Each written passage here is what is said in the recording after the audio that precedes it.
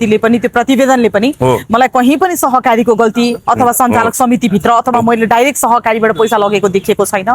सहकारीबाट आएको पैसा गोर्खा मिडियामा लगेको पैसा मात्रै मैले मेरो आफ्नो उसमा लगेको त्यो पनि तलब भत्ता र त्यो लिँदाखेरि पनि गलत हुन्छ भने त त्यस्ता मान्छे हजारौं छन् यहाँ भन्ने खालको कुरा गर्नु भएको छ। र एउटा उहाँले के प्रश्न गर्नुभयो भने हामीले सोध्यौं कि तपाईले यो कम्पनीमा जाँदाखेरि अथवा तपाईले यो कम्पनीसँग काम गर्दाखेरि तपाईलाई यो मान्छे के थियो भन्ने कुरा तपाईले सोच्नु भएन, तपाईलाई यस्तो दिन आउँछ भने तपाईले सोच्नु भएन भन्ने हाम्रा प्रश्नहरू थिए। प्रश्नमा उहाँले एउटा भावुक उत्तर दिनुभयो। कुनै पनि कम्पनीको होल्डर नेपालका अहिले चलेका मयू भन्ने व्यापारीहरूलाई पनि त्यो प्रश्न गर्ने अधिकार काम गर्ने कामदारको हुँदैन र ऊ त्योसँग सम्बन्धित व्यक्ति पनि होइन र कानुनको हिसाबले पनि बाहिरी व्यक्तिले त्यो प्रश्न गर्न मिल्दैन। किनभने त्यो मान्छे गलत थियो भने त कम्पनी एक्टले उसलाई समाउनु पर्थ्यो। कानुनहरूका धेरै तपाईको चाहिँ चीजहरू छन्, त्यो कानुनको धाराले परिधिले समाउनु पर्थ्यो। उहाँलाई लाइसेन्सै दिन नमिल्ने पनि सक्थ्यो भन्नाले लाग्ने नलाग्ने मुद्दा जस्तो उहाँलाई चलायो हैन। भन्नाले सहकारीसँग उहाँ जोडिएको, सहकारीको सदस्य पनि होइन, सञ्चालक पनि होइन, संस्थापक होइन, आफैले सहकारी मिलेर खोलेको पनि होइन।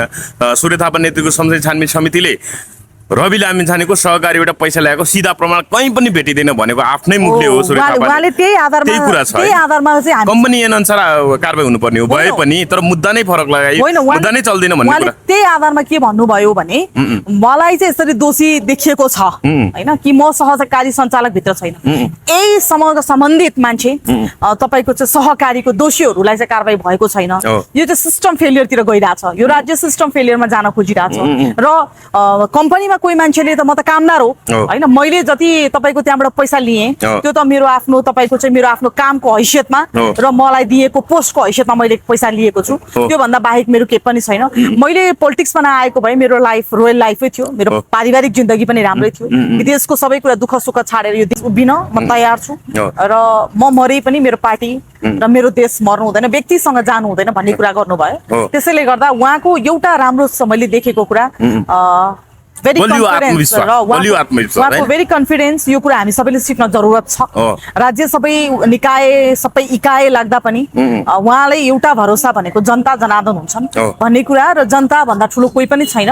जनताकै बलमा सबै जति उफ्रे पनि जनताकै बलमा राष्ट्रिय अन्तर्राष्ट्रिय शक्ति जे भने पनि जनता नै हो। त्यसले गर्दाखेरि जनता नै सर्वोपरि हुन्छ। जनताले जुन दिन साथ दिन छोड्छन् त्यो दिन मेरो आत्मविश्वास घट्छ भन्ने खालको अभिव्यक्ति चाहिँ उहाँले दिनुभएको छ। सबै कुरा अनुहारमा उहाँको कुनै पनि तपाईको चाहिँ त्यहाँनिर चाहिँ एउटा उहाँलाई चाहिँ भनौँ न मैले केही गरे कि भन्ने तपाईको आत्मगिलानी हैन अथवा मैले केही गरे कि गलत भन्ने कुरा चाहिँ कहीँ पनि उहाँको मुहारले आभास गर्दैनथ्यो।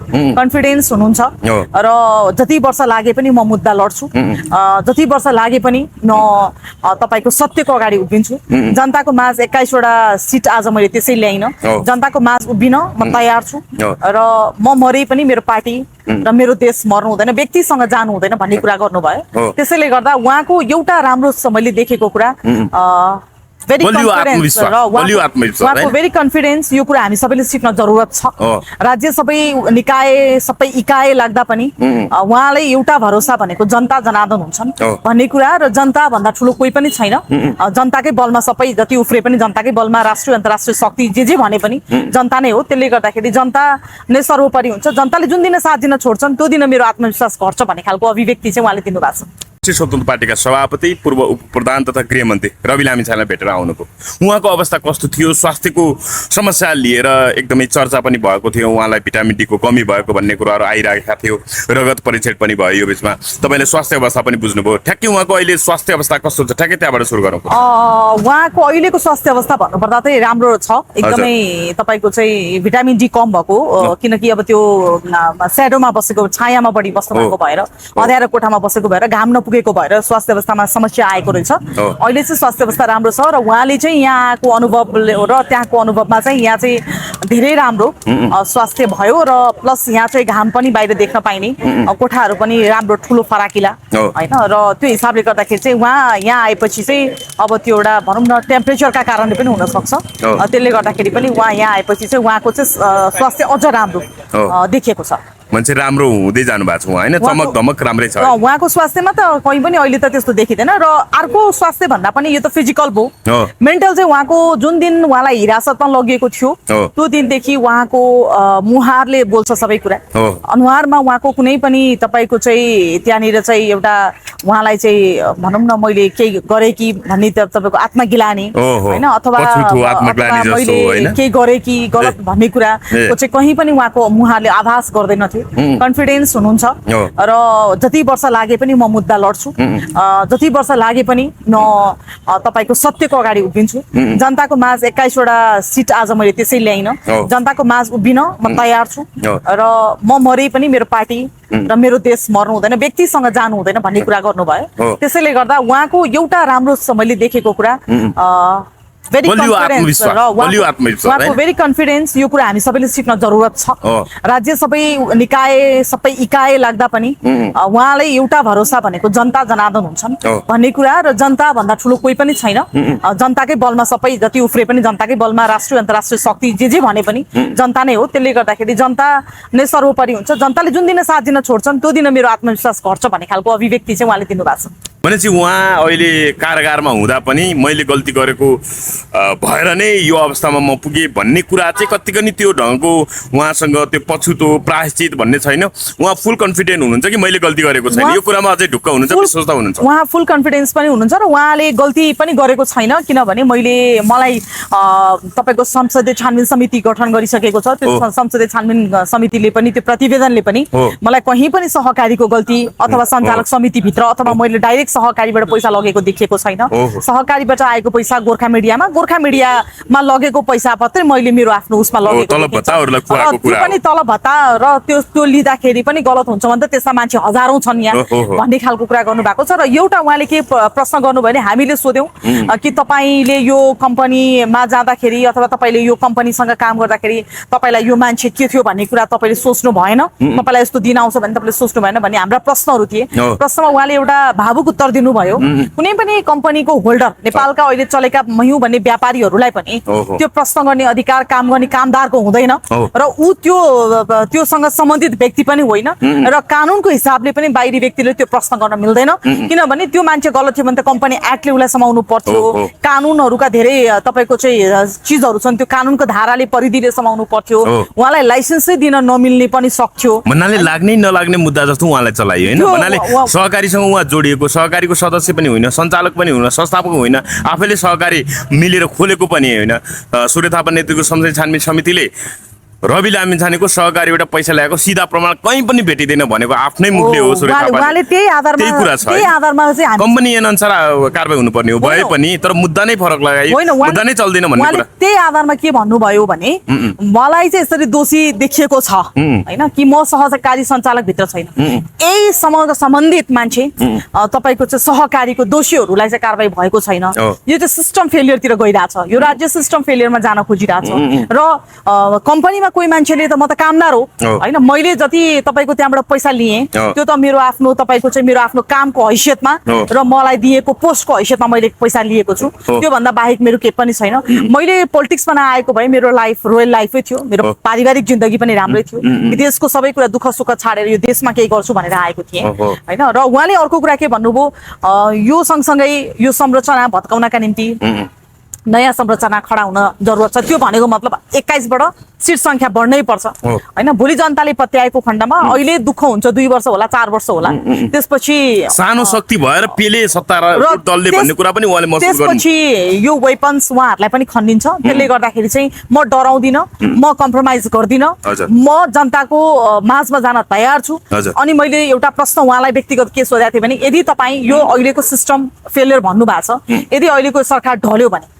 मानौ यो सरकार अहिले ढल्यो भने त सिस्टम फेलियर हो, दुईटा लार्जेस्ट पार्टी मिलेर बनेको सरकार पनि ढल्यो भने पार्लियामेन्ट हङ हुन्छ, तपाईँहरूको समर्थन हुन्छ हुँदैन भन्दाखेरि फेरि तपाईँहरू सरकारमा जानुहुन्छ कि जानुहुन्न भनेर एउटा साथीले प्रश्न गर्दा उहाँले के उत्तर दिनुभएको छ भने उहाँले सरकारमा हामी अब फेरि जान चाहँदैनौँ, जाँदैनौँ, तर देशलाई त्यस्तै अवस्था आयो भने हामी जानुपर्छ, त्यो अवस्थामा हामी जान तयार छौँ।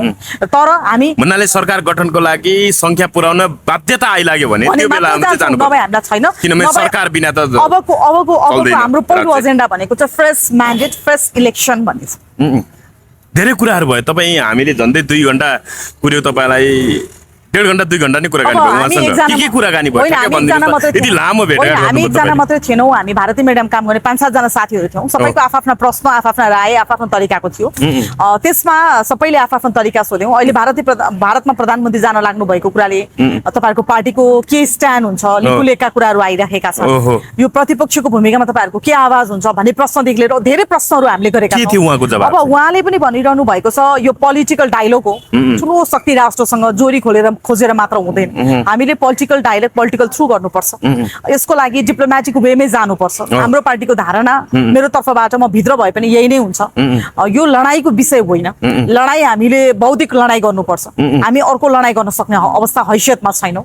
र डिप्लोमेटिक वेमा हामीले चाहिँ तपाईँको लिपुलेखको विषयमा चाहिँ र कालापानीको विषयमा प्रष्ट धारणा राख्नुपर्छ र डिप्लोमेटिक वेमै जानुपर्छ भन्ने धारणा। कूटनीतिक रूपमै समाधान गर्नु। उहाँको भर्सन त्यही छ र उहाँको पार्टीको लाइन पनि यही छ। तर राष्ट्रपा चाहिँ संसदमा यो लिपुलेखको विषयमा त्यति आवाज उठाएन। शिव नेपाली भन्ने एकजना सांसद हुनुहुन्छ, उहाँले मात्रै यो सरकारले समाधान गर्छ भन्ने आश छ भनेर झिनो तरिकाले अलिकति कमजोर रूपमा सरकारलाई नै विश्वास गरेको जस्तो तरिकाले प्रस्तुत गर्नुभयो भन्ने कुराहरू आयो।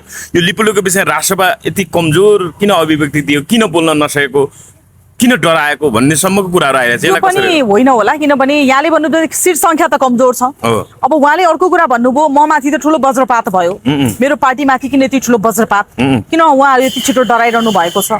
धेरै ठुल्ठुला काम गर्न नसके पनि सानसाना बालबालिका राखेर 100 जना बालबालिकाको सपना बोक्नु भएकी आमा हुन् इन्दिरा राणा मगर। उहाँको विषयमा पनि अहिले यसरी नाङ्गो नाच नाचिरहेको छ सरकार। अरू विषयमा पनि मेरो पार्टीमाथि यसरी जाइ लागिराखेको छ। हामी त त्यसरी आइलागेका छैनौँ। डिप्लोमेटिक वेमा हल गर्नुपर्छ। हरेक कुरा डिप्लोमेटिक वेमा गर्यो भने अवतरण हुन सजिलै हुन्छ, नभए हामीलाई गाह्रो हुन्छ। अहिलेको अवस्थामा हरेक कुरा अब क्राइसिस भइसकेको छ, जनताहरूमा फ्रस्ट्रेसन सुरु भइसकेको छ। अहिलेको तपाईँ मेरो उमेरको समूहको मान्छेहरू तपाईँको के गर्छन् भन्ने कुरा पनि उहाँले विचार गर्नुभएछ भने सामाजिक सञ्जालमा हाम्रा आफन्तले ह्याभ अ नाइस जर्नी अथवा यो देश अब आउनु नपरोस् भनेर लेखेकै भरमा फलानु नेता चोर भनेर लेखेकै भरमा हामी सन्तोष गरेर देश छाड्न हामी बाध्य भइसक्यौँ। यो देश बनाउन बाध्य भएनौँ। कसैले त बनाउनु पर्छ, कसैले कसैले सुरुवात गर्नुपर्छ।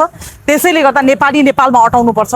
त्यसले गर्दा म दुःख भोग्न तयार छु। म सजाय होइन, उहाँले दिनुभएको परीक्षा दिन म तयार छु। त्यो परीक्षामा म उत्तीर्ण हुन्छु भन्ने विश्वास छ भन्ने खालको चाहिँ तपाईँको एउटा ओभर कन्फिडेन्सै भनौँ या के भनौँ, वा कन्फिडेन्स हुनुहुन्छ। भनेपछि अरू राजनीतिक कुराहरू, अरू के संहिताको विषयमा उहाँले प्रदेश कार्यको कुराहरू पनि गर्नुभएको थियो। यी कुराहरू के छ? राष्ट्र संस्थाको विषयमा, व्यवस्था परिवर्तन विषयमा पनि के कुराकानी भयो? धर्म र राष्ट्र संस्थाको विषयमा पनि मैले त्यसरी त गरिनँ। तर धर्मको विषयमा नेपालमा धर्मको विषयमा के हुन सक्छ, जनताहरू के चाहन्छन्? धर्मनिरपेक्षता चाहन्छन्, तर तपाईँको हामीलाई निरपेक्षता पनि छैन, यहाँ सापेक्षता पनि छैन। यो दुईटैको लडाईँमा हामी जनता लडाइदिएर त भएन। सापेक्ष र निरपेक्षताको अर्थै नबुझेका जनताहरूलाई जस्तो गरी कुदाएर कति जनताहरूलाई त बुझाउनु भएको छैन, विभाजित गराउनु भएको छ। धर्मको नाममा राजनीति म गर्न चाहदिनँ, तर धर्म आफ्नो ठाउँमा छ। संविधानको विषयमा उहाँले सानो कुराहरू मात्रै सच्याएर नहुनु भएको भएर पुनर्लेखनमा जानुपर्छ। संविधान नै पुनर्लेखनको कुरा गर्नुपर्छ कि किनभने एउटा मात्रै त्रुटि छैन, हरेक ठाउँमा त्रुटि छ। यो त्रुटिलाई चाहिँ तपाईँको चाहिँ एक ठाउँको मिलाउन पाए एउटा मात्रै तपाईँको हरफ अथवा एउटा दफा मिलाउने होइन, हरेक दफा मिलाउनु पर्ने भएर संविधान संशोधन चाहिँ देखिएको छ भन्ने कुरा गर्नुभयो उहाँको। त्यसो भए यसो अपियरेन्स हेर्दाखेरि ढुक्क हुनुहुन्छ, मैले गल्ती गरेको छैन, म निर्दोष छु भन्ने कुरा। त्यसो भए अदालतबाट छुट्ने सम्भावना के? उहाँले भन्नुभयो अदालत चाहिँ अहिलेसम्म नेपालमा नमरेको भनेको चिज नै अदालत। अब अदालतमाथि पनि भोलि प्रश्न भयो भने सिस्टम फेलियर भयो, अब कुनै सिस्टमले काम गर्दैन। एउटा न एउटा डक्टरले इलाज गर्दाखेरि पनि एउटा औषधि चलाएर एउटा बिरामी बचाउन कोसिस गर्छ, तपाईँको चाहिँ अब सिस्टम फेलियरतिर जान्छ। अहिलेसम्म ठाडो प्रश्न जनताले नगरेको भनेकै अदालतमा हो। त्यही भएर अदालत मात्र एउटा यस्तो जुडिसरी बडी हो, त्यो बडीलाई चाहिँ तपाईँको कोल्याप्स गर्ने अथवा प्यारालाइज गराउने सिस्टम फेरि पोलिटिकल साइजबाट अथवा पोलिटिसियनहरूले गर्न थाल्नु भयो भने चाहिँ अबको विडम्बना भनेको व्यवस्था परिवर्तन होइन, व्यवस्था फेलियर हुन्छ। र हामी सधैँ व्यवस्था परिवर्तनमा गएर नेपालीहरूले पाउने के भन्ने खालको चाहिँ उहाँले चाहिँ तपाईँको चिन्ता व्यक्त गर्नुभएको छ। भनेपछि यही व्यवस्थाभित्र र अवस्था परिवर्तनको लागि संविधानै पुनर्लेखन गर्नु पर्यो भन्ने उहाँको जोड छ हैन? अब उहाँले यस्तो पनि छ तपाईँको, उहाँले अब यो अवस्था ठिक छ भनेर आउनुभयो, व्यवस्था ठिक छ अवस्था ठिक छैन भनेर आउनुभयो। तर अब बुझ्दै जाँदा उहाँलाई अवस्था पनि त फेरि गाह्रो त भइसकेको छ, व्यवस्था पनि गाह्रो भइसकेको छ। त्यही भएर अब यहाँले बुझ्नुहोस्, उहाँले बुझ्ने गरी भन्नुभएको छ भाषामा संविधान एउटा चिजमा मात्रै चेन्ज गर्नुपर्ने छैन, हरेक एङ्गल आमूल परिवर्तन कुरा उठाउनु भयो। त्यो भनेको त संविधान त नयाँ ल्याउनु पर्यो, तर जनताको फ्लोरमा फाल्नु पर्यो, नेताको फ्लोरमा फालेर संविधान ल्याएर भएन, मध्यरातमा ल्याएर भएन, जनताको फ्लोरमा फालेर संविधानलाई पुनः लेखन गर्न पर्यो भन्ने खालको आवाज छ उहाँ। भनेपछि अब यो हस्ताक्षर अभियानका विषय उहाँले केही कुरा गर्नुभयो भन्नाले जसरी उत्साह आएको छ 35-36 लाख हस्ताक्षर सङ्कलन भयो भनिराख्दाखेरि उहाँ यो बाट कतिको उत्साहित हुनुहुन्छ, के छ उहाँको होइन उयो नयाँ वेमा गयो। अब म पुरानो शैलीमा जाँदिनँ, हिजोको जस्तै फेरि मलाई थुन्यो भनेर मेरा नेताहरू रोडमा ल्याएर उफार्ने अनि मैले ढुङ्गा हानाहान गराउने, भएका संरचना फुटाइदिने, भएका कल कारखानामा आगो लगाइदिने गरेर त कुनै फाइदा छैन। यो नयाँ वेमा आए, म बौद्धिक लडाइँमा लड्न चाहन्छु, म त्यही तरिकाले आएको पार्टी हो र म त्यसैमा स्ट्यान्ड गर्छु। त्यसले गर्दाखेरि चाहिँ तपाईँको चाहिँ हस्ताक्षर भनेको चाहिँ तपाईँको चाहिँ एउटा नयाँ वेको लडाइँ हो। उहाँको दुईटा वे छ अरे, कि भोट कि रोड। त्यसले गर्दाखेरि रोड र भोटको कम्बिनेसनमा म के हुन सक्छु म त्यसलाई विचार गर्दैछु भन्नुभयो। रूपन्देहीको विषय केही छ, उपनिर्वाचनको विषयमा अहिले केही भन्नु भएन। अब नयाँ मान्छेहरू आउने क्रम जारी छ। राम्रो मान्छे छान्ने हो, हाम्रो मान्छे छान्ने होइन। हाम्रो छान्दा धेरै ठुलो तपाईँको चाहिँ सजाय जनतालाई भोग्नुपर्छ, जनताले भोग्नुपर्छ। त्यसले गर्दा राम्रो मान्छे छान्ने कोसिसमा छौँ। कानुनको लडाइँ सँगसँगै देशको लडाइँमा पनि म छु भन्ने खालको कुरा व्यक्त गर्नुभयो। संख्या थोरै भएका कारणले गर्दा पनि हामीलाई पेलिएको जस्तो भान भएको छ। प्रतिपक्ष अहिले छैनौँ। प्रतिपक्ष भनेको हामी जस्तो मात्रै भयो, राप्रपा मात्रै भयो भन्ने खालको कुरा गर्नुभयो। मान्छे अब उहाँ जेल मुक्त भएपछि यो देशको नेतृत्व सम्हाल्छु, बागडोर सम्हाल्छु र भ्रष्टहरूलाई कारबाही गर्छु भन्ने हिसाबको पनि दृढ सङ्कल्प उहाँमा देखियो। अब उहाँले धेरै कुरा सच्याउनुपर्छ संविधानमा भनेको भएर चाहिँ तपाईँको अहिले यही संविधानमा बसेर उहाँले बागडोर जत्रो सम्हाले पनि केही गर्न सक्दिनँ भन्ने उहाँलाई पनि भास भएको छ हेर्नुहोस्। तर यो संविधान पूर्ण लेखन हुँदाखेरि नयाँ इलेक्सन फ्रेस इलेक्सनमा जाँदा रवि लामी छाने जस्ता अरू पात्रहरू जन्मिँदा पनि उहाँलाई कुनै डर छैन अरे। उहाँले एउटा पनि भन्नुभयो अहिले भएका पोलिटिकल पार्टीसँग मलाई कुनै डर छैन, अब नयाँ जन्मिने पार्टी मात्रै हाम्रो कम्पिटिटर हो भन्नु। हजुर, अब यो रूपन्देहीकै उपनिर्वाचनको विषयमा चाहिँ जसरी अहिले यो त्यहाँबाट छानिने उम्मेदवारहरूको विषयमा भन्नाले जो राष्ट्रबाट लड्नको लागि आकाङ्क्षी हुनुभएको छ उहाँहरूको चाहिँ एक ढङ्गको परीक्षा जस्तो भइरहेको छ पार्टीले एक ढङ्गले। तर कतिपयले त्यसलाई चाहिँ टिभी रियालिटी सो भयो भनेर पनि आलोचना गरिरहेको छ। तपाईँको व्यक्तिगत धारणा के छ? जस्तो उम्मेदवारहरूको विषयमा उहाँले आफ्ना कुरा राख्नुहुन्छ, त्यो सबै भिडियो खिचेर बाहिर ल्याइएको छ, त्यो विषयमा चाहिँ अलिकति आलोचना प्रशंसा दुवै भएको छ। कसरी हेर्नुभयो? यो एउटा म जतिको मान्छे पोलिटिक्समा रहर गर्छ भने हिजो त्यही संरचनाले फलानाको नाति, फलानाको बाउ, फलानाको श्रीमती, फलानाको छोरी भनेर पोलिटिक्समा जान मिलेन। त्यसो त म त क्राइटेरियामा फिट भएन। मेरो त तपाईँको पुस्ताको मान्छेहरू त हुनुहुन्न। मेरो हजुरबुवा जानुभएको थियो, मेरो हजुरबुवा जानुभएको थियो, उहाँ डेथ भइसक्नु भयो। मेरो बुवा जानु भएन, मेरो आमा हुनुहुन्न भनेपछि म त जान नपाउने भयो नि त। यो संविधानले त्यो बोल्या हुनु पर्यो। होइन भने म जस्तो मान्छे आकाङ्क्षी छ यो देशलाई के बनाउँछु भने मैले पनि सपना बोकेको छु भने उहाँको पनि भनाइ मलाई के मन पर्यो भने त्यस्तो मान्छेका निम्ति त यसै गरी छान्ने हो। त्यहाँ त टिभी रियालिटी सो जस्तो होइन, किन अगाडि प्रश्नोत्तर गर्ने कुरा यो त भएन। यो उपनेताको अधिकारी हनन भयो भन्छन् के कतिपय? त्यो त उहाँहरू त अब फेलियर हो नि त।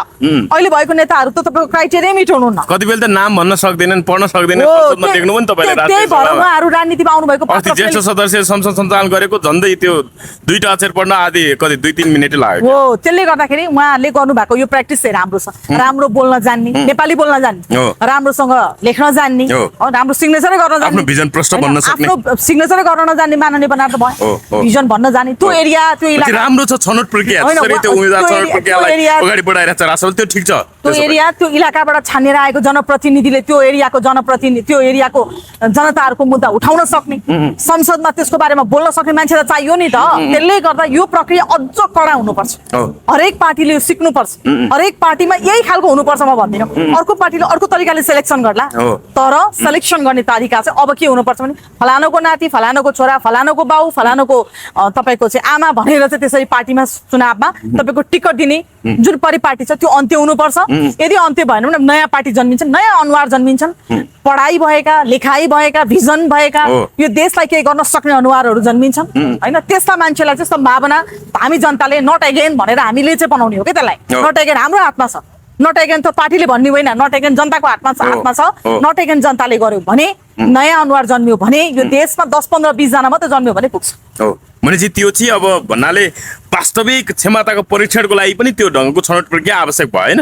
यहाँ त आफ्ना मान्छेहरू, नजिकका मान्छेहरू, निकटका मान्छेहरू, पावर पोस्टको भन्दा पैसाको भरा पनि नियुक्ति हुन्छ नि त, छनौट हुन्छ नि त। पनि आफ्ना मान्छे, जेलमा आफ्नै मान्छे हो, तपाईको संसदमा आफ्नै मान्छे, जागिरमा भर्ती गर्ने, जागिरमा आफ्नै मान्छे हो, प्रहरीको प्रशासनको हाकिम आफ्नै मान्छे, आर्मीको चिफ आफ्नै मान्छे, न्यायाधीश आफै मान्छे सबै अयोग्यहरूको भिड जस्तो अनि भयो। तपाईँको अयोग्यको भिडमा प्यारालाइज भएको अपाङ्ग मैले त्यो भनेन सबाङ्गको मात्र सबै कुरा होइन हो। महा तपाईँको त्यो मेन्टल काम गर्नै नसक्ने अवस्था आयो। मेन्टल अपाङ्ग भइसकेको भिडमा हामी गएर त एउटा नयाँ जोस जाँगर भएकाहरू त तपाईँको ठुलो एक्सिडेन्ट हुन्छ हो। त्यसले गर्दा हामी यो देशमा बस्न सक्दैनौँ र तपाईँको बाहिर जानुपर्छ हामी कति भौतारिने हो। होइन यो भूमि त हाम्रो लागि होइन भनिदिनु पर्यो कि त 18-20 वर्ष पुगेपछि हो। नेपालीका लागि होइन हामीलाई लागि मात्रै हो जो हामी जनताका लागि भनेर तपाईँको भोट माग्न आउँछौँ त्यो चाहिँ हामीले देखाएको हो हो। खास कुरा चाहिँ तपाईँहरू छोडाउनको लागि हो यो देशबाट भगाउनको लागि हो हामीले जित्नु त्यसको लागि भन्नु पर्यो होइन भनेदेखि तपाईँको चाहिँ एउटा कानुनी लडाइँका निम्ति चाहिँ राजनीतिक पार्टीको ठुलो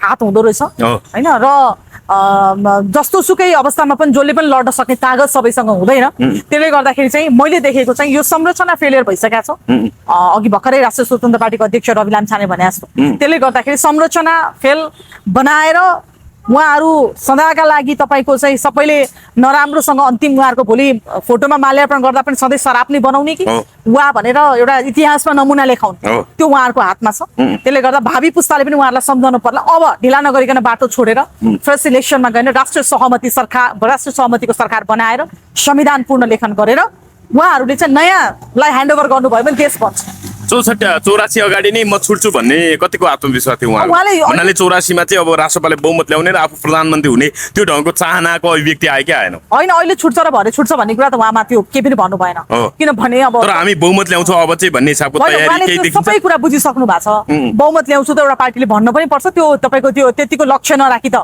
राम्रो पनि हुँदैन हो राजनीति गर्ने त्यतिको त हुनु पनि पर्छ तर अब त्यो भन्दा पनि जनताको सिनारियो सबै कुरा उहाँले वस्तुस्थिति बुझेर दिने अब उहाँलाई पार्टीका मान्छेहरूले पनि रिपोर्टिङ गरेर होला होइन त्यसले गर्दाखेरि हरेक कुरा बुझ्दाखेरि उहाँको मुहारमा राम्रै देखिन्छ तपाईँ त अब रवि लामिछाने माथि राजनीतिक प्रतिस्पर्धी हो भनेर धेरैले भन्दाखेरि तपाईँ पनि एकजना प्रष्ट वक्ता उहाँको माथि भएको अन्यायको मानवाधिकार विषयमा प्रष्ट बोल्दै आउनु भएको छ त्यही हिसाबले व्यक्तिगत रूपमा तपाईँको बारेमा के भन्नुभयो कि इन्जिनियरजी मेरो बारेमा तपाईँले यसरी आवाज उठाउनु भएको छ यो कुराहरू यसरी पनि प्रशंसा गर्नुभयो के होइन उहाँले त्यसरी त केही पनि भन्नु भएन हेर्नुहोस् उहाँलाई त्यसरी भन्नको लागि पनि मैले त्यो भने होइन किनभने मैले पनि त्यो अवस्था भोगेको छु यहाँ जसले सक्छ त्यसले थिचोमिचो गर्छ यो त एकदमै डेन्जर घिनलाग्दो पाटो भयो यो पाटो हुनु हुँदैन भनेर मैले रवि लामिछानेको बारेमा आवाज उठाएको नभए रवि लामिछाने सही हुनुहुन्छ गलत हुनुहुन्छ मैले तपाईँको त्यसको बारेमा व्याख्या गर्न पनि सक्दिनँ म त्यसको सम्बन्धित मान्छे त होइन तर जुन तरिकाको तौर तरिका देखिरहेको छ म त्यतिको पढा लेखा मान्छे एउटा जीवनको विद्यार्थी उमेरै मैले 20-25 वर्ष त बिताएँ नि त मेरो उमेर 20-25 वर्ष मैले विद्यार्थी उमेर बिताउँदाखेरि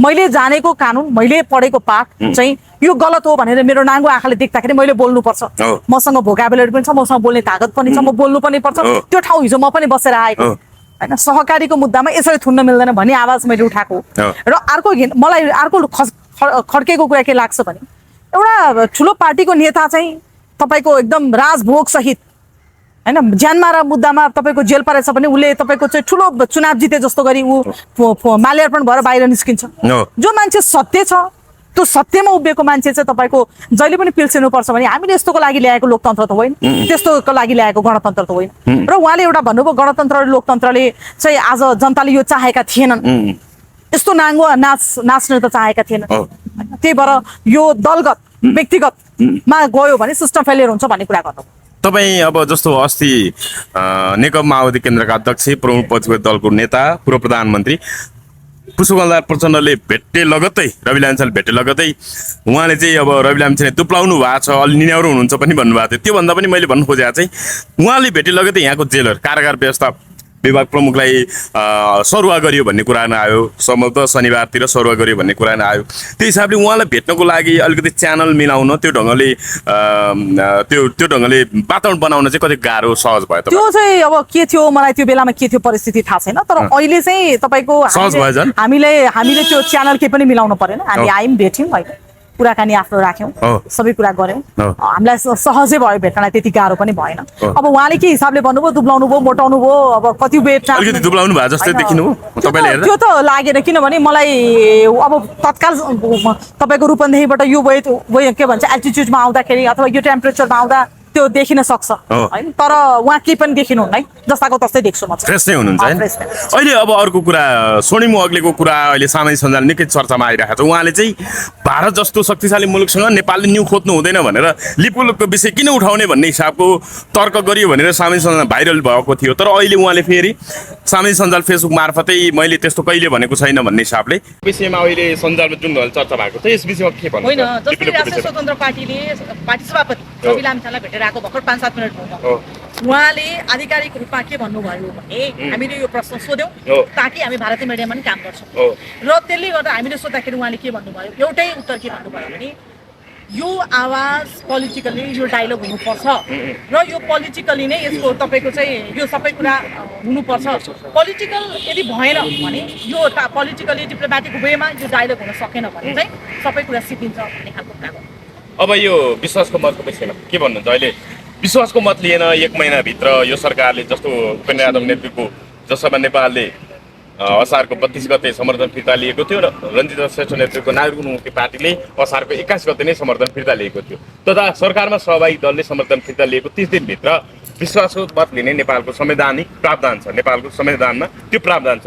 तर यो अहिले सर्वोच्चमा रिट परेको छ, अधिवक्ता वीरेन्द्र केसीले हाल्नु भएको छ र त्यस शुक्रबार मात्रै सर्वोच्च अदालतले न्यायाधीश सुनिल कुमार पोखरेलको इजलासले चाहिँ लिखित जवाब पेश गर्न सरकारको नाममा आदेश जारी गरेको छ। अब यो सरकार ढल्ने परिस्थिति भने कसरी हेर्नु भएको छ? होइन, अब सरकार त जबसम्म काङ्ग्रेसले ठ्याक्क खुट्टा छोड्दैन तबसम्म पर्दैन। उपसभामुखको विषयमा किन नाङ्गो नाच्यो? किनभने काङ्ग्रेसभित्रै पार्टीको काङ्ग्रेस पार्टीभित्रै एउटा खेमा तपाईँको चाहिँ यो निर्णयप्रति तपाईँको चाहिँ यो निर्णय भएन भनेर उसले चाहिँ अनपेक्षित निर्णय भयो भन्ने खालको तपाईँको एउटा उत्तर दियो। त्यसले गर्दाखेरि चाहिँ काङ्ग्रेस पार्टी सेटिस्फाइड रहेनछ भन्ने बुझ्यो। कुनै पनि पार्टीमा अब यो दुईटाको कोलिसन गभर्मेन्ट छैन, जुनसुकै बेला ढल्न सक्ने नेपालको इतिहासमा मध्यरातमा त। तर यो सरकारले त संविधान मिचेको जस्तो विश्वासको मत त लिनु पर्छ, प्रक्रिया त पुरा गर्नु पर्यो नि। स्पष्ट बहुमत छ भन्ने कुरा त पुष्टि गर्न पर्यो नि त। सरकारमा सहभागी दलले नै समर्थन फिर्ता लिएको। जबसम्म काङ्ग्रेसले यो सरकारलाई साथ दिन्छ तबसम्म यो सरकारलाई घमण्ड भइरहेको छ, किनभने काङ्ग्रेस र एमाले दुईटै छ। 166 पुग्छ दुईजना। त्यसले गर्दाखेरि उहाँहरूलाई त्यो त्यति ठुलो सिधै बहुमत छ भन्ने पनि होला, घमण्ड होला। त्यति ठुलो एकदम ठुलो त्यति ठुलो उहाँहरूले यो लिनुभएको छैन। मैले विश्वासको मत लिनुपर्छ। अब जब विश्वासको मत लिनुपर्ने कन्डिसन आयो, सरकार ढल्ने बेला पनि उहाँहरू सबैको घर चार्नुहुन्छ देखिहाल्नु। ए त्यस्तो हुन्छ है। अनि शेखर कोइरालाले भोट नहालेर फेरि यो सरकारलाई अल्पमत पार्ला नि कि?